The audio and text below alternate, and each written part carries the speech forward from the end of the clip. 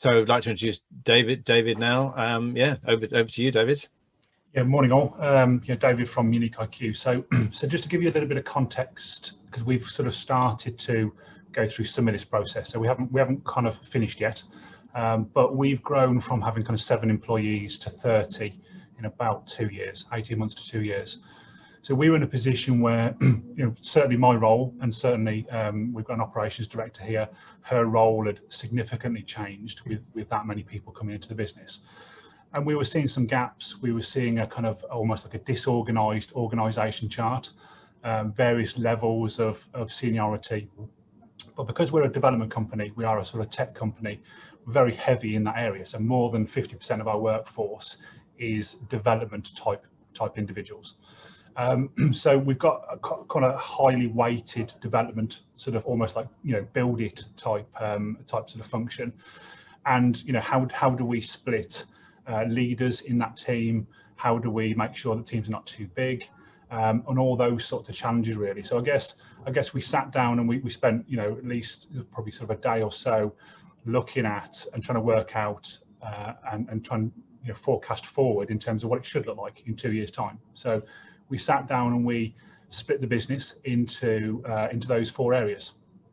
So we looked at the kind of the bring it, and as Kevin said, we kind of came up with some sort of terminology around this and split our business into 4 areas. So bring it, build it, deliver it, and count it. There are 4.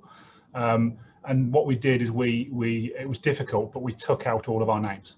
So even myself from that organisation chart, and we just looked at those 4 areas. And under each of those areas, we then looked at, well, again, taking names out, and that was extremely difficult. What roles do we need to fulfill if we're a business in 2 years' time? Now, we've gone through 2 years of huge change. There's lots of new people in the business. We're moving forward faster than we've ever done. So we've had to kind of challenge that, and can we continue that growth sort of level? But we've got sort of 30 now, which is great and exciting. But is that 60? Is that 100? And then therefore, who are those people and what roles do we need to fulfill? So do we need more people in legal and compliance and those sorts of aspects than we've got today? How many people do we need leading that development team? So we've got sort of clearly sort of 16, 17 sort of developers in that area. That's more than what one person can kind of manage. So what does that sort of structure look like? So we flip charted it. We went old school, and we got pen to paper, and we split the business into those 4 areas. Again, very clearly sort of taking people's names out. And what that was interesting, because actually that challenged myself, what my role should be, but then also challenged Cheryl, who's our operations director, and what her role should be.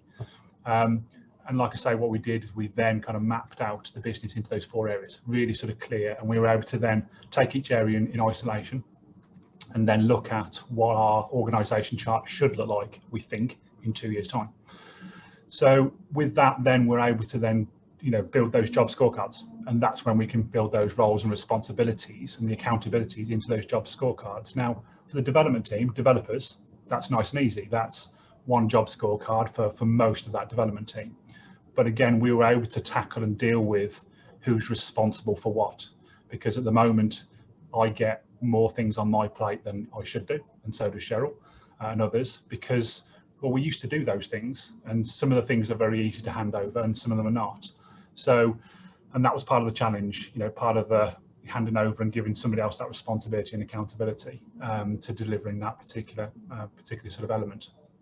So we're at a position now where we've got an organisation chart plan in terms of what we think it should look like in 2 years' time, because at the moment it's messy, because you've got a couple of directors, you've not got a very clear kind of management director sort of structure across the top of the business, and then you've got some team leaders, and that's okay.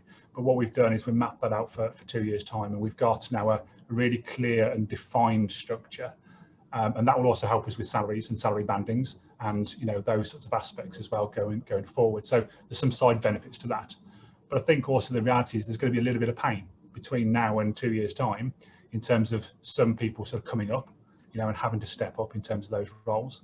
But then also some people potentially not being not necessarily good enough, but not being suitable for those director roles or team lead type roles. So we haven't got it sorted yet. It's a work in progress.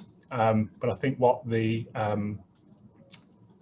actual kind of structure and the process has meant is that we've been able to subdivide our business into 4 very self-contained blocks. We're able to look at each of those blocks, look at who's leading those, and then yes, we can now, and we will do, we haven't quite as yet, put those names into the places. What we did do is we did go through everybody and say, would we rehire them? Would we rehire them for the current roles they're in? And there's 2 or 3 individuals we've said no, we wouldn't. So again, with that, knowing the plan and sticking to the plan, we can then actually make those changes in a constructive way, as opposed to being very reactive to, oh, suddenly we need another marketing person, or suddenly we need more sales, or suddenly we need more dev. And that's been our reality, you know, because we've grown quickly, and at times we've gone out to market and hired, you know, 5 new people, and onboarded those people, because we've not rushed it, but we've reacted to a requirement, and we've then gone and done that. But that over time has created a bit of a messy organisation chart. It's not a easy structure to kind of work with. So part of the process that we've started to go through is implementing some of this. Like I say, we haven't got it all sorted, and it's by no means finished. But actually, what it's done is given us the ability to create a plan, to then look forward and then actually sort of simplify the business, because I think as Kevin said, you could overcomplicate it, and we were at the risk of doing that right from the offset. So that's, I guess, a few minutes from me in terms of my kind of experience. Happy to talk through that with people any other time if they want to talk further.